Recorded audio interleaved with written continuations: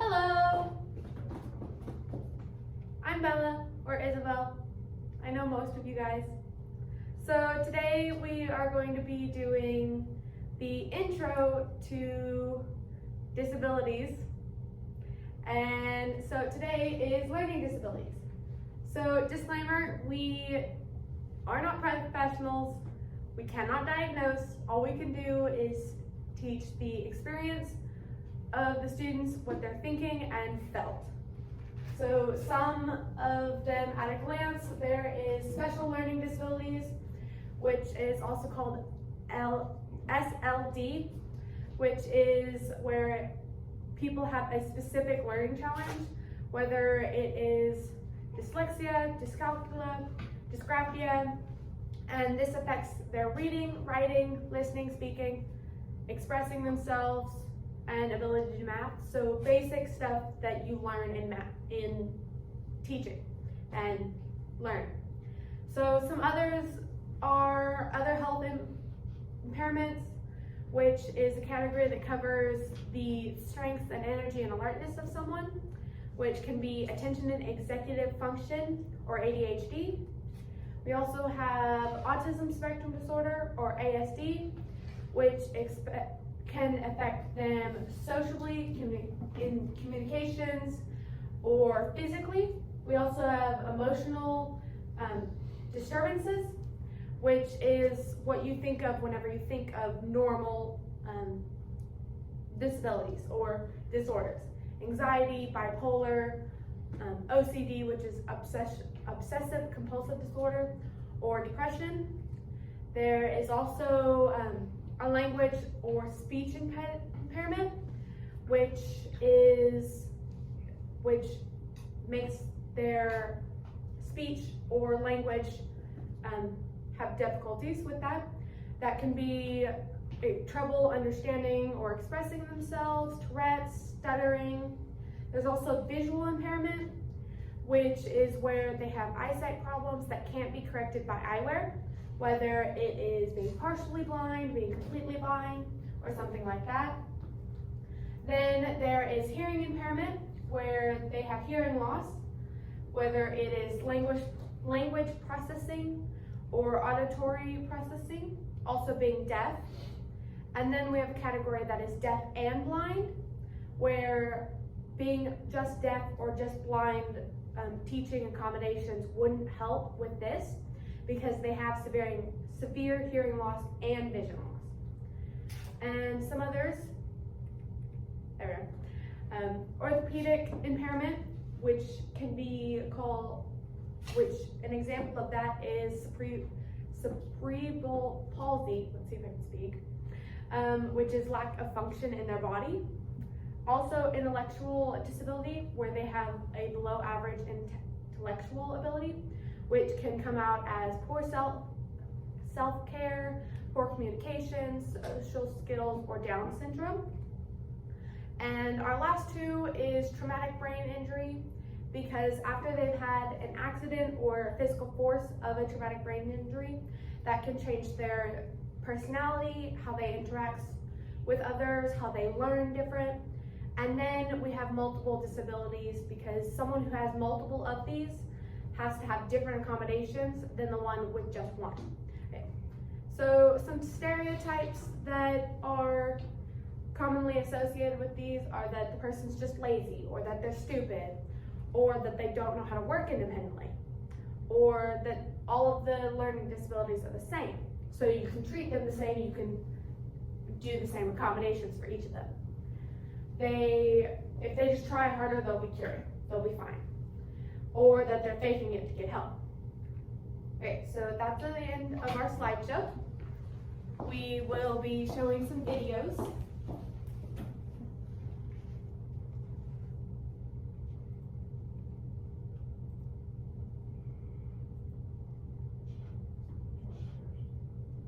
Okay, so our first one will be about anxiety.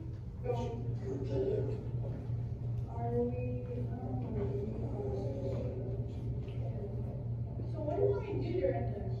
Alright, so this one is shown, the one in the ball cap, backwards. backwards is our student that is exhibiting anxiety.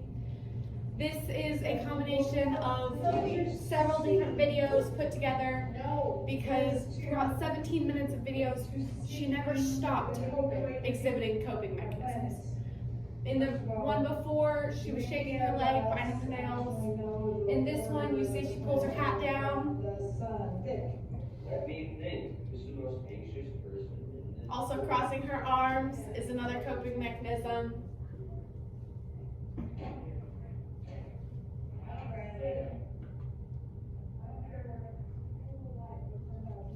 Again, shaking her leg, biting her nails, that's one of her common ones. And hiding her face.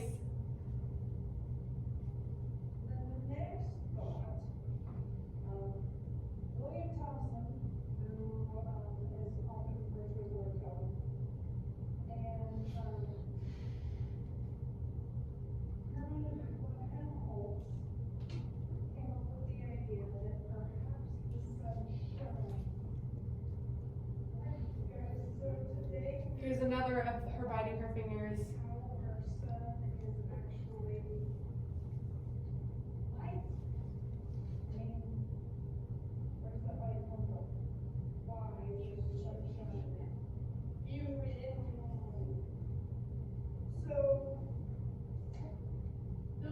Alright, here we have where she's actually relaxed and she's not showing any coping mechanisms.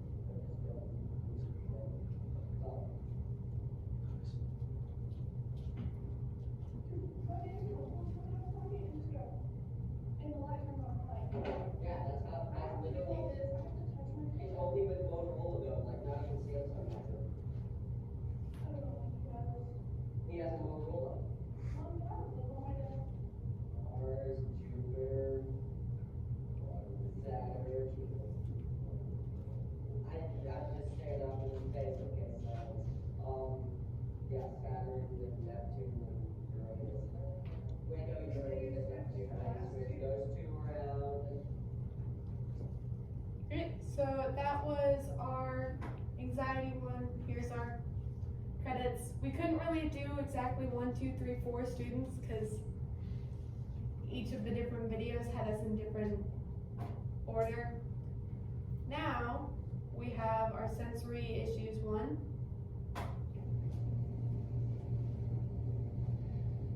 Okay, guys, so one of our questions for today is, what is black hole? Trey? Is that what happens whenever two people love each other very much? No. This is the wrong class for This is that. the wrong class for that. This is an health class. So,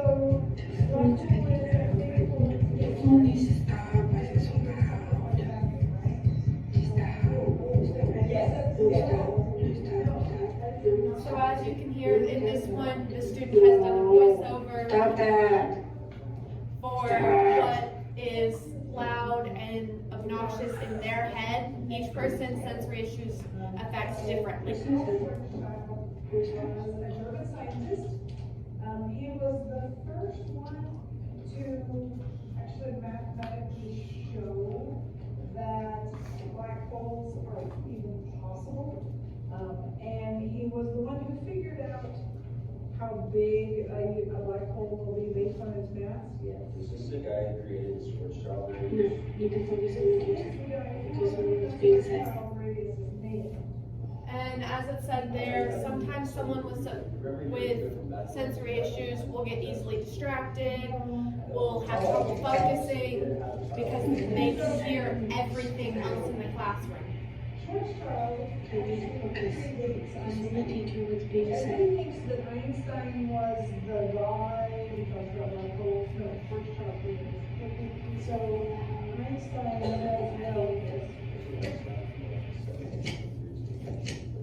Everybody thinks that, like, he was so recent. born in 1883. He was actually really recent. Yes, he's very recent. Which just hurts. My story bullshit. So anyway, in 1905, actually,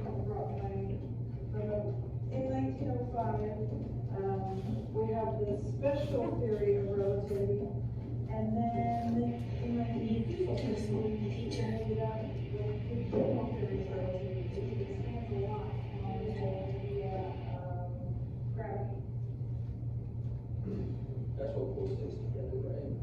Yes, There's multiple gravity things that pull pulls things together. together.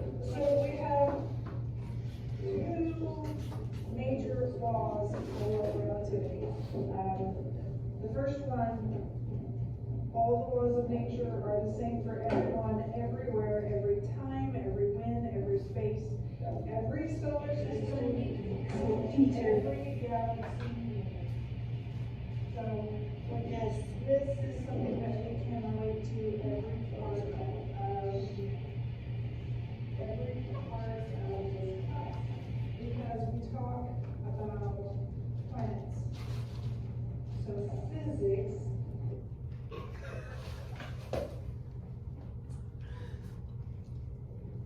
Okay, we're gonna have one last video and then we're gonna talk about some things that we noticed in the videos. This one is food issues.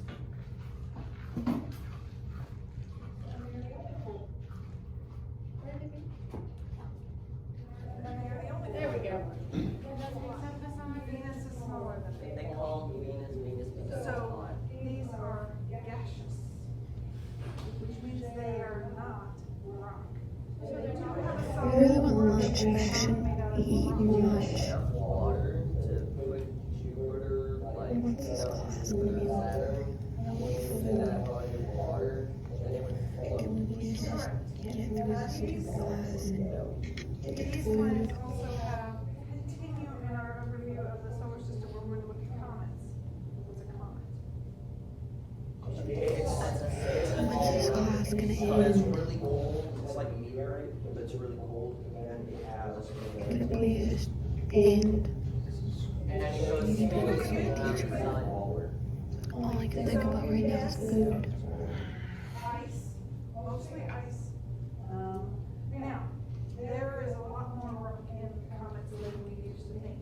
In 2015, we landed a spacecraft on this comet, and we thought that it would be slushy ice, not very from comets. They don't have as much ice. They're actually cold. It's getting really hot.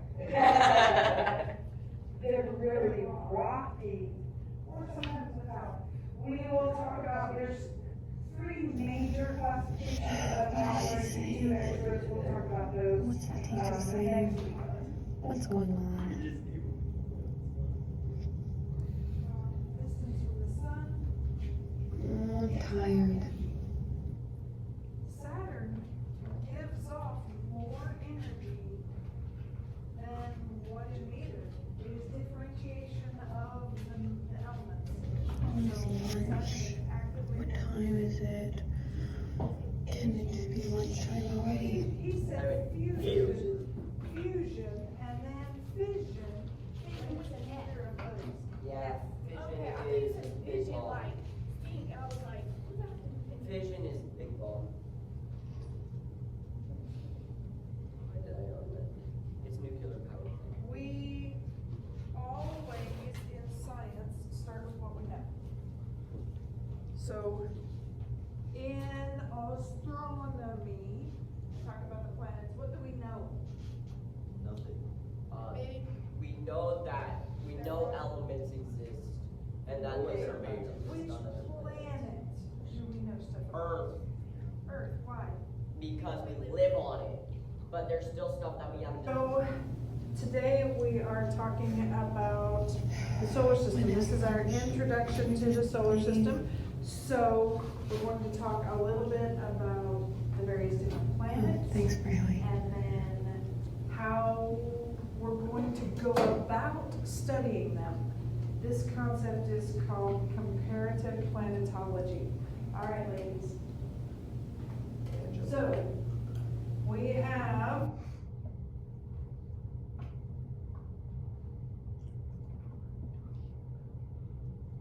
What are some things that everyone noticed in the videos?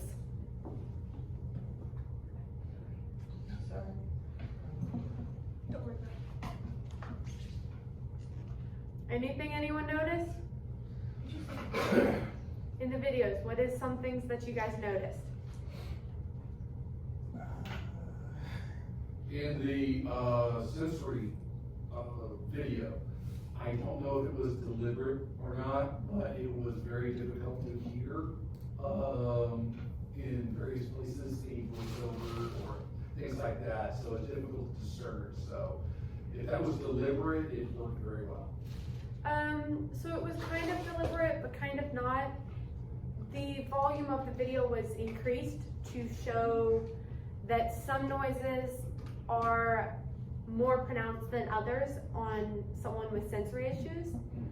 So that's something that some noises will aggravate them, some noises they don't even notice.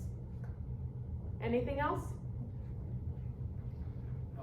Definitely was, unless you're paying attention to the specific cues, it looks like board students. It does. It does. It looks like board students, and okay, yeah, you see a dozen of those every day. Yes, it can look like someone who's just bored, but for the person who has it, or like in the last video with food issues, Riley, I was the student that had food issues. Riley kicked my leg. Sometimes the student's best friend or their friend knows what they have and can get them out of their head. So sometimes you have allies in your class, sometimes you don't have someone who knows what's going on. Yes, Riley? In the video, the clip where I wasn't exhibiting really any anxiety things, I wasn't, and then I was. Yeah, In my that notes, was and the then I only, wasn't. that was the only clip we could find that you actually relaxed enough to not show any throughout the whole day of videoing. The whole day? Yes. Yes. Yes, there was, as you could see in the anxiety video, the position of the students changed quite a bit where they were sitting, and that was because we pulled from the 4 videos we made. Yes? I started thinking about, what about people who are, have sensitivities or these disabilities, what if they have multiple? And what that might be like, or if they're sitting next to somebody who has a disability that would be in conflict with theirs? Yes, sadly that does happen quite a bit. Sometimes it doesn't, but sometimes it can happen quite a bit because someone who has Tourette's could have their vocal one as clicking their tongue, but someone with sensory issues could hear that and get overwhelmed by it. So there are some that will be in conflict sometimes, and it's kind of hard to make it a perfect environment. But if we can accommodate each student as it is, that would actually be better. Okay, so next we are going to be doing a activity, and here's one for you. And so each of you guys are going to read over these. Sorry, Steve.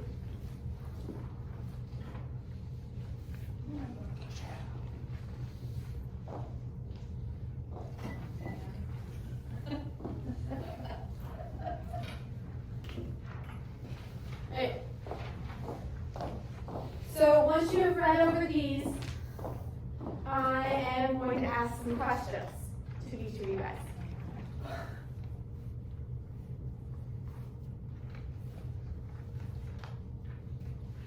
I understand.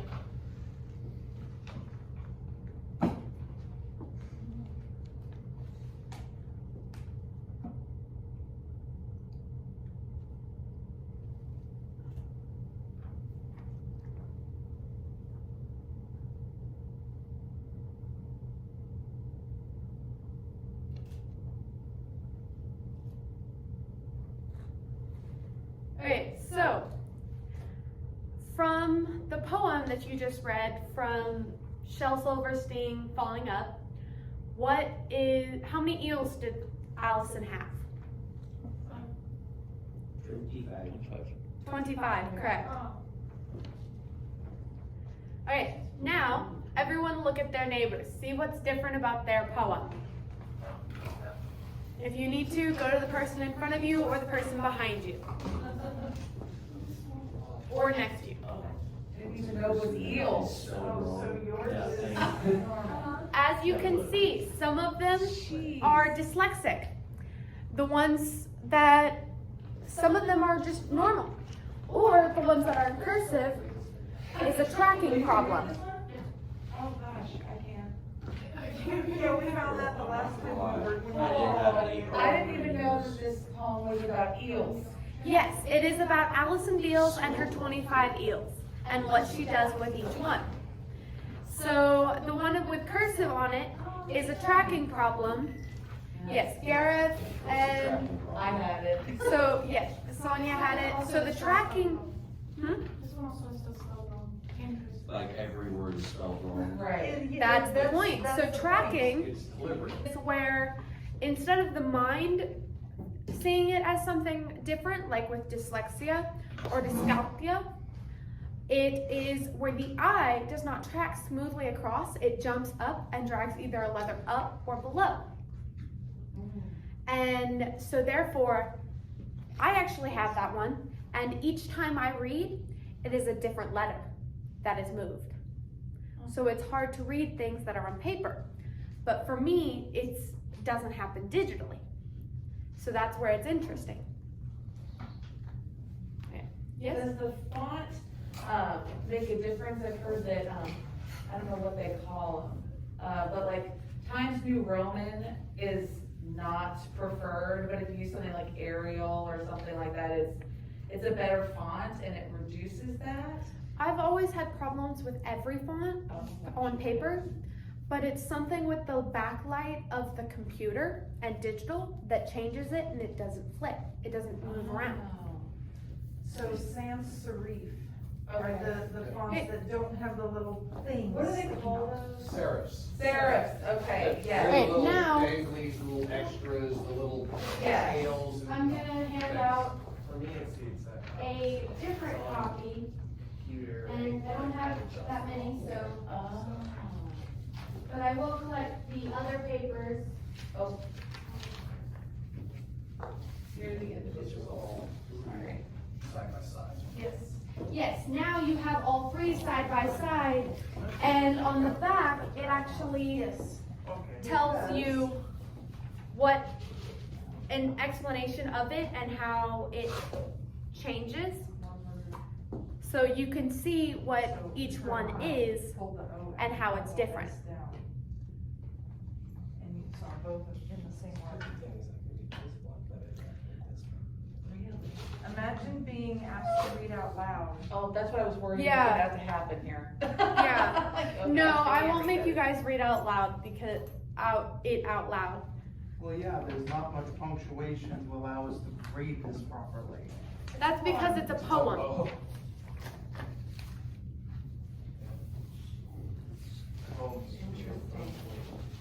Okay.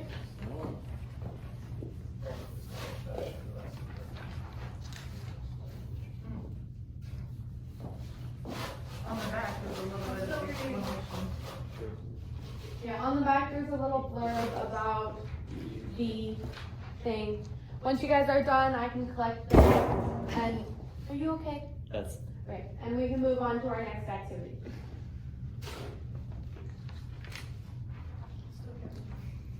I understand. You need your glasses. So, black letters on white paper. They are swished and they are blurred. Okay. I'm right, every single bill that we co-author in yellow letters on yellow paper now. Just with shades difference. Choose a card. Choose card. Card. Card. Which video did you No. watch? Darn it, no. Choose card. You know which one is which. Choose card. Card. And here's a card. Which video did you? It's on the track.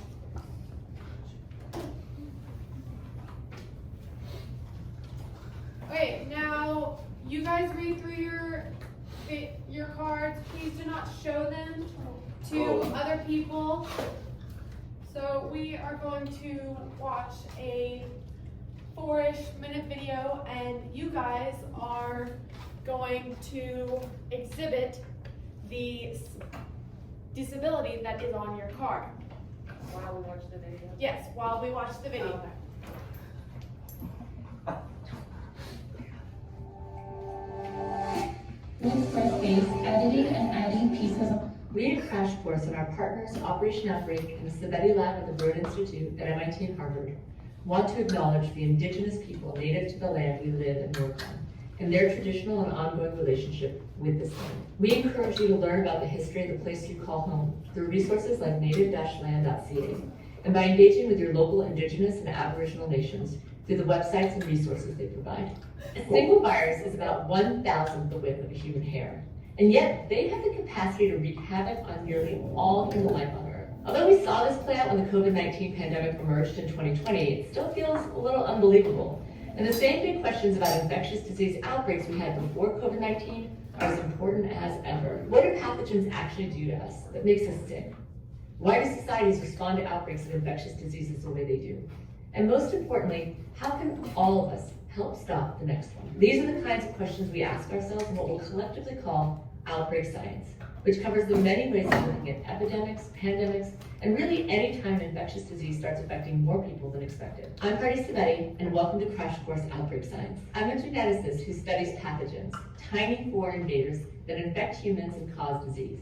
I've spent over 2 decades developing genetic tools that shed light on how our relationship to pathogens, past and present, has shaped our history, lives, and biology. As a professor at Harvard University, I work with an amazing collective of scientists at the Broad Institute in Cambridge, Massachusetts. My team and I have also spent time in West Africa, studying deadly viruses like Lassa and Ebola. In 2014, we found ourselves on the front line of the Ebola outbreak in Sierra Leone. Using genetic techniques we've been developing for years, we helped to uncover the course of Ebola from its animal origins to humans, and the mutations that helped it on its path. Tracking the history of a pathogen through its genes is one fascinating part of outbreak science. But outbreak science incorporates lots of disciplines that help explain the mechanics of infectious diseases and how we can intervene to break the cycle of transmission. To tackle outbreaks, scientists use techniques from epidemiology, anthropology, microbiology, sociology, and more to better understand the drivers of diseases and identify the ways we can act to keep ourselves safe. In many ways, outbreak science is about us and our interactions with each other and the world around us. Over the course of this series, we'll look at where outbreaks come from and how the way we live creates new risks for diseases to spring up and spread amongst us. We'll take a trip through the history of outbreaks and how different pathogens from bacteria to viruses have shaped civilizations from their economies to warfare. We'll learn how to become germ detectives and equip ourselves with scientific methods that let us spot, track, defend against, and even eradicate the pathogens behind infectious diseases. And at the heart of it all, we'll understand the people whose actions shape how outbreaks progress, including you. Even though diseases spread from person to person, our capacity to connect with one another and create fair, sustainable, and resilient social systems is one of the most powerful tools we have in keeping ourselves safe from disease. I've seen this firsthand on the ground during real outbreaks, where health professionals and scientists have collaborated, risked their own lives, and sometimes even tragically lost them to help others.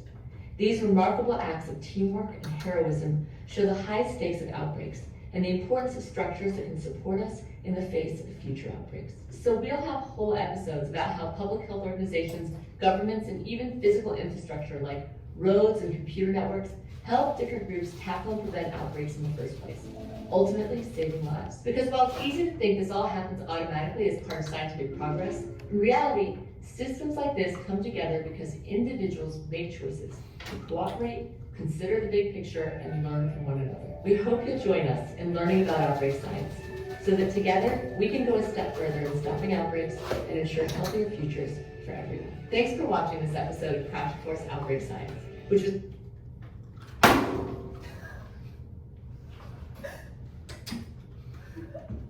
Okay, so what are some things that you guys learned? Nate, what'd you learn from the video? Get loud. Okay. Okay, Briley, what is something you learned from the video? Germs are bad. Yeah. Germs are bad. Okay. Hey, what about you, Sonia? didn't hear much, honestly. Alright? What are some things you guys noticed that the other students were doing during the video? Yes, Jake? Phone tapping, color whipping, taking time on the phone, I heard it. foot, eyes, screaming. Alright, screaming. Alright, so that's some things that the students were doing during the video. What are some things you guys noticed about yourself that you did? Bam! Alright, Briley slammed on the desk, Trey clicked his tongue. Jake looked around a lot. Faced around. I was being mean. Okay, Jake looked around. There are stains on the ceilings. There are stains on the Leaks- ceiling. Leaks the ceiling, so yeah. Okay, so And now there's, that we've noticed that, acid neutralizer in that cabinet. neutralizer in that cabinet, yes. Yes, there's a tree over there. Okay, so now that we have noticed what people have done and some things that have happened, we're gonna go around and each person's going to say what their disability was. Sonia? Mine was social anxiety. Social anxiety. Jager? Fortunately, I was normal. Okay, so Jager was a normal student. Nate? Autism, What level? 3. So level 3. So autism level 3 is the highest form of autism you can have. There's level 1, which is high functioning, even though I don't like the word. There is level 2, which is moderate, and then level 3, which is severe. Something to know about level 3 is it can also be thought of as social anxiety, because something that level 3 would normally do is they will not say words more than 1 or 2 words whenever they're called upon. Okay. Mom, what was yours? Level 1, Level 1? autism. So level 1 is something that can be attributed to a lot of different ones, where they have trouble focusing. Or can you list some of the symptoms, Mom? Social difficulties, devotion to routines, unusual movement patterns, emotional sensitivity, linguistic oddities. Linguistic oddities can be attributed to a learning disability because they have a particular way of saying things because they may have read it that way.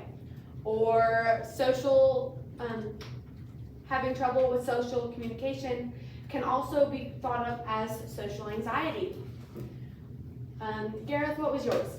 ADD. ADD. You want to list some of the symptoms of that one? Sure. Easily distracted. Wow. Difficulty following directions because they're not paying attention, easily distracted. Forgetfulness, C number 1. Problem staying organized and a short attention span. Yes. So, yeah, it's difficulty staying focused and paying attention to anything at any one time for very much longer than that. Yes, ADD or ADHD can be thought of as the student just is lazy. They don't want to pay attention.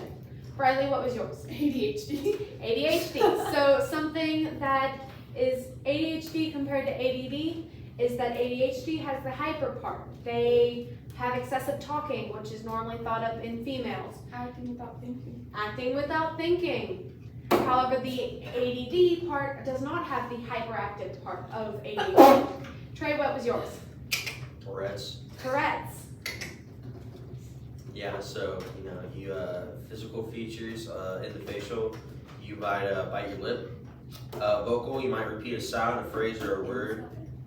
So, like the clicking or certain phrases, just have to do that one. Physical on the body, a lot of excessive movement that they just repeat over and over and over and over. Alright, you can stop, Trey.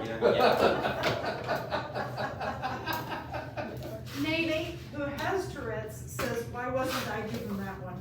It was as a double blind. The only two, if you look at the backs of the cards, the only two that had some shape on them was severe autism, level 3, and social anxiety. Because you saw after the video ended, I called on both Sonia and Nate, who had both of those, to show that whenever they're called upon, they may not talk or only talk a very little amount. Jake, what was yours? Autism spectrum disorder. Moderate. Okay, yes, so we had all 3 levels of autism, and who was the other 2 with autism other than Nate and Jake? Mom. 1, 2, 3. Funny. All 3 of the people who got autism have it. Woo! Can I have my cards back, Riley? Okay, you can play with them for a minute. At the end of the thing, I will need them back. Okay, so what are some things that you guys noticed that were different between Jager, who is the normal student, and everybody else? Jager didn't hit the table. Jager didn't hit the table. Anything else? Jager was being normal.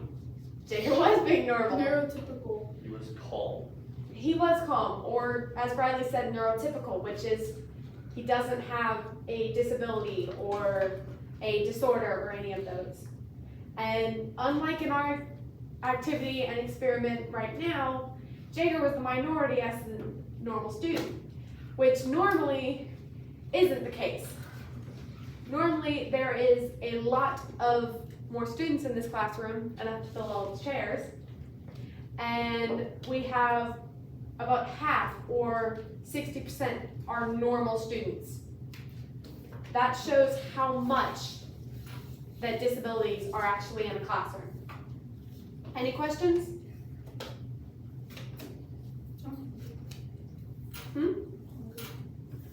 You're hungry? I am. Okay, we'll have lunch right after this. Okay, no questions?